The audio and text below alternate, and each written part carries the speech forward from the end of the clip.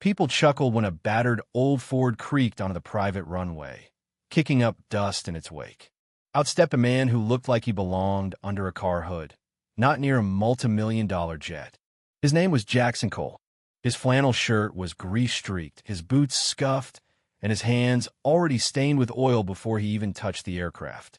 He had been summoned for an urgent repair, but judging from the looks cast from the glossy observation deck above, nobody expected him to so much as lay a finger on the sleek machine, much less fix it.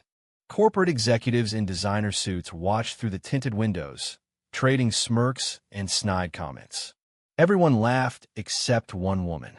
Standing apart from the others, Evelyn Maddox, owner of the jet and CEO of Maddox Aeronautics, surveyed the scene in silence. A woman whose reputation could silence entire boardrooms with a single look, she said nothing now. Her emerald eyes narrowed thoughtfully as she observed the man making his way toward her grounded aircraft. It was 6:47 a.m.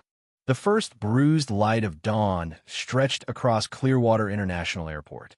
Jackson's boots echoed against the vast tarmac, his every step a defiant drumbeat against the skepticism swirling around him. He had gotten the call before sunrise. Private jet failure. Immediate response required. Top pay. No details. Just an address and urgency. The jet itself sat like a silver predator, sleek and silent. Polished executives clustered around it, hands shoved into pockets of $1,000 overcoats. When Jackson approached, they barely concealed their laughter, nudging each other like schoolboys. He ignored them. Jackson wasn't there for applause. He wasn't there for anyone's approval.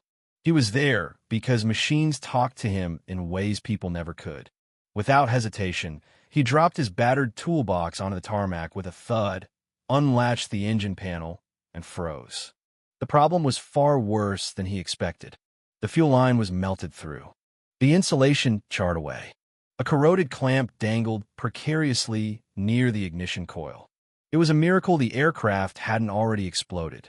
One more attempt at takeoff would have turned the entire jet into a fireball. Jackson didn't have the luxury of panic. With no assistant, no second opinions, and no time for explanations, he rolled up his sleeves and went to work. His movements were precise, practice born of years fixing engines on dirt roads and backwoods airstrips, not in sterile corporate hangars. His fingers moved fast but steady, threading between wires, tightening, splicing, securing, soldering. The executives inside pulled out their phones to record, convinced they were about to witness a disaster. Jackson could feel their judgment prickling at his back, but he kept going. Evelyn Maddox, from her vantage point behind the glass, leaned forward. She squinted through the morning haze, studying the man moving around her jet like a maestro leading an orchestra. There was a rhythm to his work, a silent confidence that her highly paid engineers lacked. Then, impossibly, the jet's lights flickered to life. A low hum reverberated from the engines, steady, strong, unmistakably alive. Evelyn's breath caught in her throat. The executives stopped laughing. Inside the observation deck, the atmosphere shifted. Where there had been mockery, now there was disbelief, confusion, even fear. One of the executives leaned toward another and muttered, "That should have taken hours." But Jackson was already done. He slammed the panel closed with a decisive thud, wiped his hands on a rag tucked in his back pocket, slung his toolbox over his shoulder, and turned to leave as if he hadn't just single-handedly prevented a catastrophe. That's when Evelyn made her move. The jet's door hissed open. The stairway extended, each metallic clank reverberating across the stunned airfield. The suited executives shifted nervously. She didn't spare them a glance. Wearing a navy blue pantsuit and low heels, her dark hair pulled into a sleek chignon, Evelyn descended the steps with the regal confidence of someone born into power but hardened by survival. Every step she took was deliberate. She crossed the tarmac without hesitation, her heels clicking like gunshots in the silence. She stopped a few feet from Jackson. "You fixed it," she said, her voice low but unwavering. Jackson gave a single, respectful nod. "Yes, ma'am. My chief mechanic said it was unfixable." My pilot said it would take a week. You did it in minutes. Jackson wiped a smear of oil from his forehead. They missed a melted fuel line next to your ignition coil. If you'd taken off, he didn't finish. He didn't need to. Evelyn's expression hardened, but not at Jackson at the realization of how close she had come to disaster. You could have walked away, she said quietly. I don't walk away from fires, he replied simply. For a long moment, they stared at each other, a billionaire heiress and a grease-stained mechanic in a suspended world where status meant nothing. Then Evelyn smiled. It wasn't the corporate smile she wore for board meetings or magazine covers. It was real, small, startling, human. Do you know who I am? She asked. You're Evelyn Maddox. Jackson replied without flinching. You don't seem impressed. Not my job to be impressed, he said. Just here to fix what's broken. Something inside Evelyn shifted, then something deep, something she hadn't felt in years. She turned, raising her voice for the first time. Everyone inside. Now, the executives scampered back into the terminal like chastened children. The glass doors closed behind them with a muted click. Now it was just the two of them under the vast open sky. I've spent my life surrounded by men who talk about what they can do, she said. You're the first one who actually did it. Jackson shrugged modestly. Just doing my job.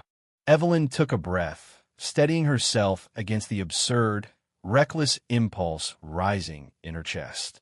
What would you do, she asked slowly, if someone like me asked you something completely insane? Jackson tilted his head. Depends how insane. What if I asked you to marry me? For a second, neither of them breathed. The world held its breath with them. Jackson didn't laugh. He didn't flinch. He simply studied her with the same quiet intensity he brought to every broken machine he ever repaired. You don't even know me, he said after a moment. Exactly, she said, stepping closer. That's why I'm asking. Jackson raised an eyebrow. I've been proposed to by 23 men, Evelyn continued. Men who knew my net worth to the cent, who rehearsed their declarations like business pitches. You're the first man who didn't see a name, who just saw the problem and fixed it because it needed fixing. He looked down at his grease-smeared hands, the cracked leather of his boots. You want to marry a mechanic? He asked. She shook her head. I want to marry the man who didn't try to impress me. Behind them, the windows of the terminal reflected the scene like a mirror to another world, a world Evelyn was leaving behind. You're serious? Jackson asked. As a heart attack. He hesitated only a beat. Take off your heels, he said. She blinked. What?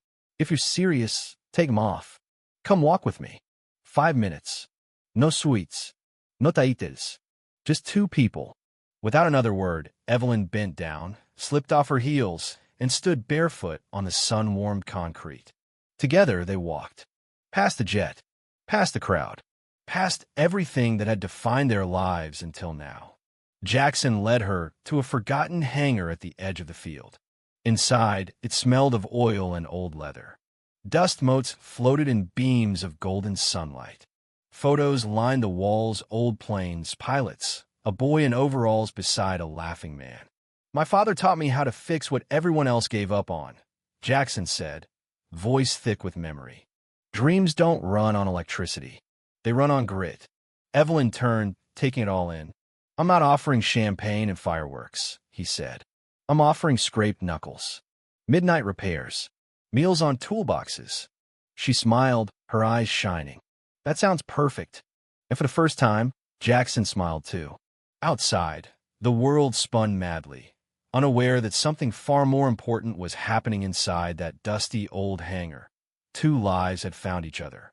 That night, Evelyn Maddox didn't return to her penthouse or her board meetings. She stayed in the hangar, wearing Jackson's oversized jacket, drinking cheap coffee from a chipped mug, her designer dress crumpled on the floor beside her. The world outside roared in chaos, news breaking, shareholders panicking, cameras flashing. Evelyn didn't care. For once, she had chosen herself. When Jackson asked quietly the next morning, "You really staying?" she answered without hesitation. I already stayed.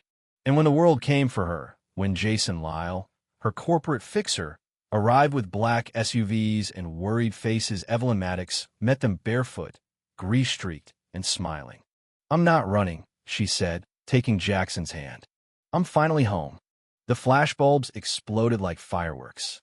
But Evelyn Maddox, billionaire, heiress, aviation royalty, walked proudly into the fray, her fingers entwined with the mechanic who had shown her that love was not something you built with money. It was something you recognized when everything else fell away. As they boarded her jet together, no press release, no grand announcement, just quiet understanding, the pilot asked, "Destination?" Evelyn smiled at Jackson. "Wherever the road doesn't end," she said. And they soared higher, freer than either had ever dreamed. The horizon stretched endless before them. And this time, it was truly theirs.